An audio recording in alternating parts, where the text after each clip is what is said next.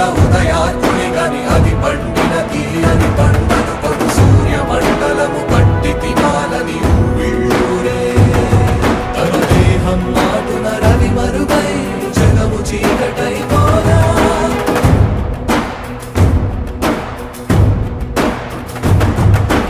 అది అమరేంద్రుడు గమనించి తన ఐరావతమధిరోహించి